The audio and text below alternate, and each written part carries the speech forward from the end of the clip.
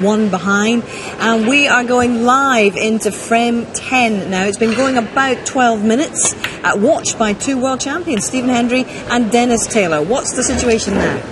Well, the situation is, Hazel, as you join us, Ronnie has managed to get himself in. It looked like it was going to be another awkward frame, but Matthew missed a long attempt at a red, and he was a bit unlucky 22. To push one on. This was the shot he had to go at, wobbled. It went across, freed the red here, and Ronnie has got the ball sitting like this in an ideal position. He got very little chance in the opening frame. 29. Because Matthew Stevens started with a fabulous pot. This was the very first shot. Have a look at that for Keering.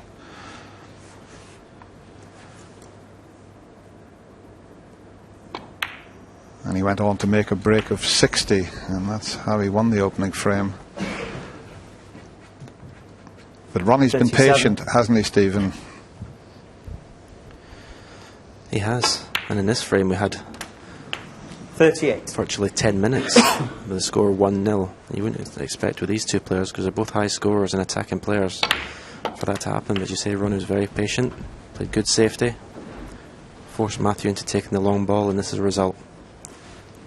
At the beginning of the break, I think he put red, pink, red. The reds were together, and then used the blue, which was nestling in the pack of reds, and everything in the open. This was the shot that Stephen was talking about. Have a look at this. To open the reds. Perfectly executed.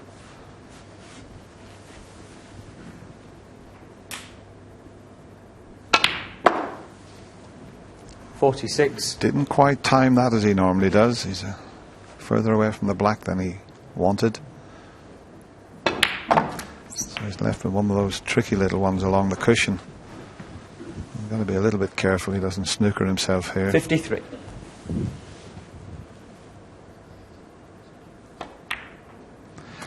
Played perfectly, 54. And he's got the angle to go into the little triangle of reds there. In fact, if he hit the left of the three, they would open beautifully here.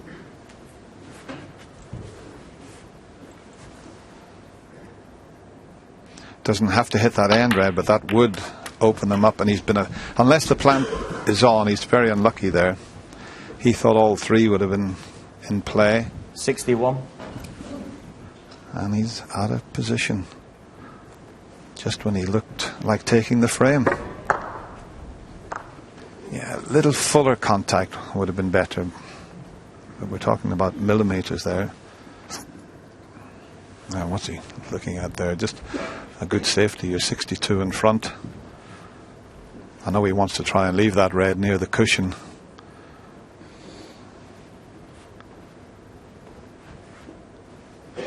You can still leave it near the cushion if you play a little thin one, Ronnie. That's his little bit of insurance with a 62-point advantage. He's tried to double it twice across and keep it safe, 61. And he has done.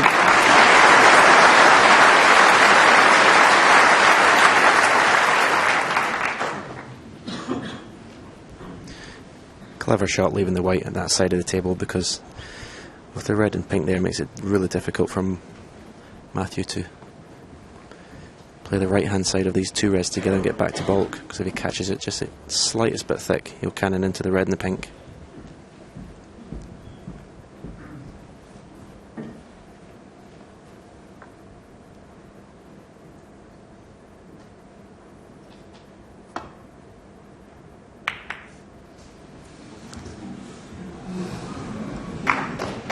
Pretty clever shot. Okay, almost knocked the pink in, but there wasn't many options open to him. As Stephen explained, Ronnie had put the white in a difficult place. And bringing that pink into play is to Matthew's advantage, being 62 behind.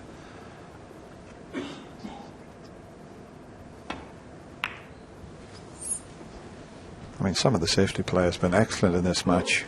As I say, we've had a few awkward frames in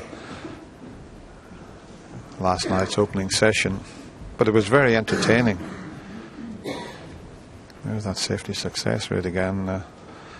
Ronnie at 91% and Matthew not far behind.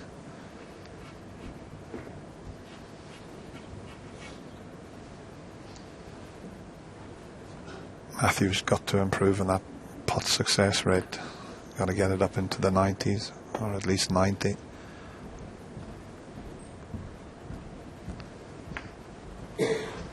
Now Ronnie will take this up into the corner because he can screw back, leave himself on the pink. It's a free shot, this. This could win the frame for him.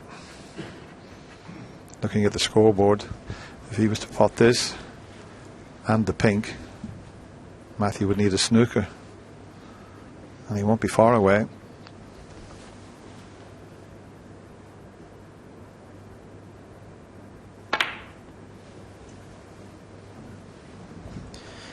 I suppose the only problem playing that now is he's brought the only red that was slightly awkward into play.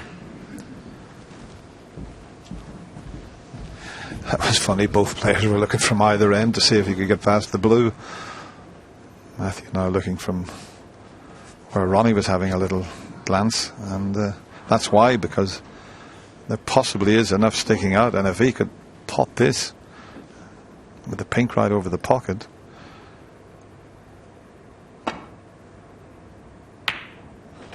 And he has done.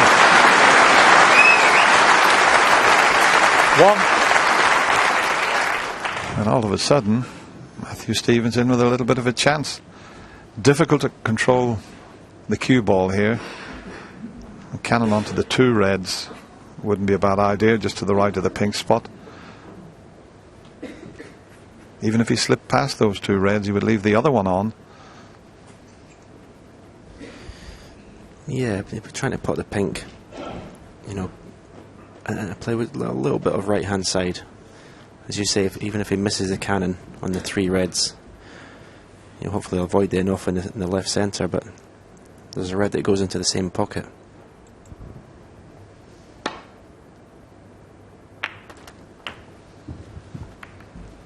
He's got the cannon, and let's see when the pink is respotted.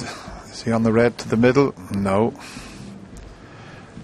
He had a dead straight red until that pink went back on its spot. He's got another straight red up into the corner, which is much more difficult, but if this goes in, every chance then.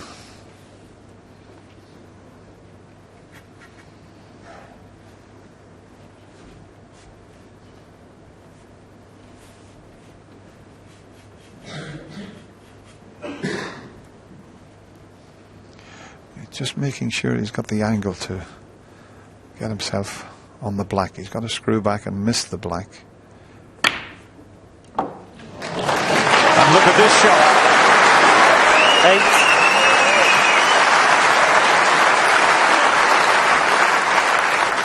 Wow. Missed the black on the way back to catch the 2 reds. It was fabulous. It really was a terrific shot, that.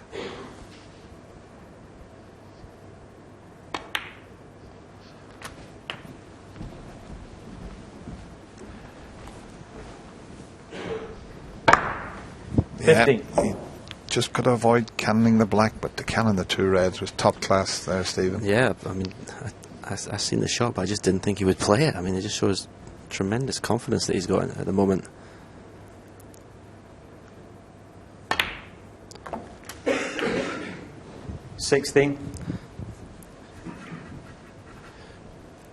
These are the sort of frames you have to win if you want to be world champion. You have to be able to pinch these frames when you're 50, 60 behind.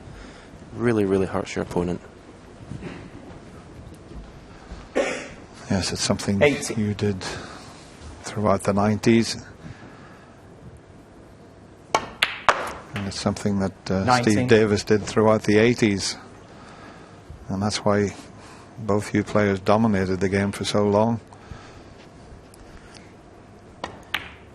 Also, John Higgins, who's won 3 of the last 5 World Championships. I think one of his greatest strengths, being able to pinch 26. frames. 27.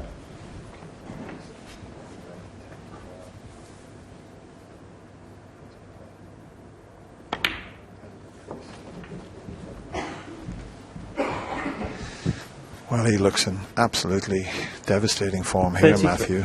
This is the way he played in the earlier rounds. And he's doing it now in the semi-final against the favourite, Ronnie O'Sullivan. And I think the fact that he was 4-0 down to be just one behind has given him the confidence. Now, can he go on and clear these to level the match?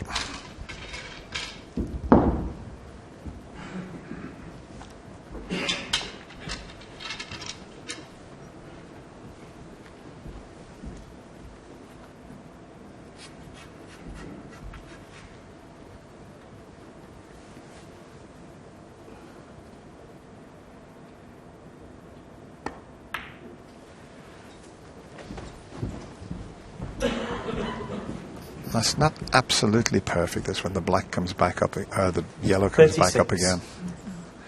I don't know if he can roll it in. He might have to leave the green in the middle pocket. No, he could roll it in. Just touch the brown, but 38. that's perfect now. 41. Well, what a frame of snooker. Just Ronnie O'Sullivan attempted a red up into the corner as a shot to nothing. If the red goes in, he wins the frame. 45. He's gone the wrong side. It just means he's got to force the blue in to get around the angles. Yeah, just a wee bit of adrenaline there. This is too hard. This is going to be too hard. 50. He's going to have to take this to the middle pocket. Okay. It's a thin cut to either corner or middle pocket. I think the middle pocket, white will come around the back of the black. He would leave himself on the black, but boy, this is tough.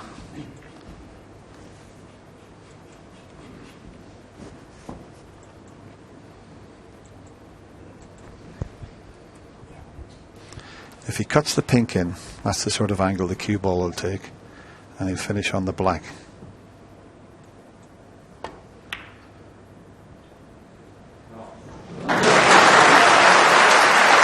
It's come up just a little bit short. Ronnie can only sit and see what happens. It's a cut back. I don't think the white will go anywhere near the middle or corner pocket. And there's that mannerism. He lines the shot up from behind it. Can he pinch this frame? He certainly can. Ronnie O'Sullivan for a break of 61. It looked as if he was going to win the frame, but what a fabulous clearance from Matthew Stevens. After 4-0, all of a sudden the scores are level at 5 each. Well, I know it's early days, but what a turnaround already in this match. Has the makings of a great semi-final now. Fantastic, and what a brilliant clearance there from Matthew. He had to pull a couple of shots out of the bag there. Didn't get perfect on the pink, got a good pink into the corner, but the opening red, not the opening red, but the red that developed the whole break is the one into the green pocket. Not only is he trying to get on the black here, but see the two reds just left of his shoulder there. He comes off the top cushion, brings them into play, and then it becomes a frame winning chance, and a great clearance from Matthew. How much is that going to hurt Ronnie, knowing that he could indeed have even pushed on further last night and established a bigger lead, and now suddenly we're back to square one? Well, there's two reasons why you walk out of the auditorium. One's to go to the toilet, and the other is because you're reeling from the blow that the other person delivers. And I think possibly, that's the case. Just get out of there and just settle yourself down, because that would have been a shock to the system. Ronnie O'Sullivan thought he was more or less home or dry. He didn't expect Matthew Stevens to come out firing like that. What a great clearance. One of the best clearances at the semi-final stages, one table setup we've ever seen. Obviously, we're talking about Alex Higgins as one of the greatest. That was on a par. Perhaps he was more in position than in Alex's great break all those years ago. But, even the black was missable at the end. What a fantastic... and that's what it's all about. Matthew Stevens, obviously, he's been the distance. but he is a quality cueist. We know that. The question marks would be about his temperament. You know, if you were going to go to that level, I think that answers a few of them. And so important for Matthew to underline the fact that he is able to compete in this semi-final at It this sends point. a huge signal out to Ronnie O'Sullivan that he's involved in a match. It doesn't matter if you go 4 frames up, I'm still in this match, you know.